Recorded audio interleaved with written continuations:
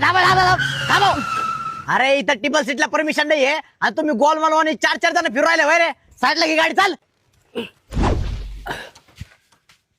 चला आधार कार्ड दाखव, pan card दाखव, ड्रायव्हिंग लायसन्स दाखव, वोटर आयडी, एटीएम कार्ड, जन्म दाखला दाखव, पीयूसी दाखव, गाडीचे कागदपत्र दाखव, लाईट बिल दाखव. चल.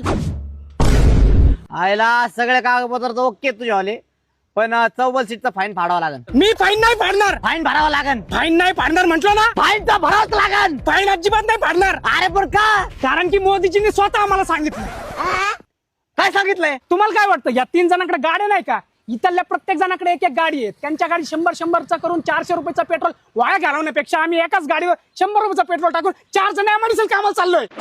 आता इंधनाची बचत होतीये की नाही? हो हो. अहो धोंड्याचा महिना चालू आहे. मोदीजी म्हणाले सोनं खरेदी करू नका, त्यामुळे मी आमच्या दाजींचा धोंडा सकट करा ना. यात आम्ही मोदीजींचं ऐकू राहिलो की नाही?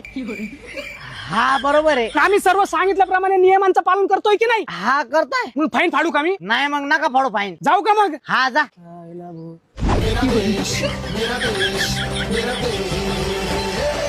मेरा देश बदल रहा है, आगे बढ़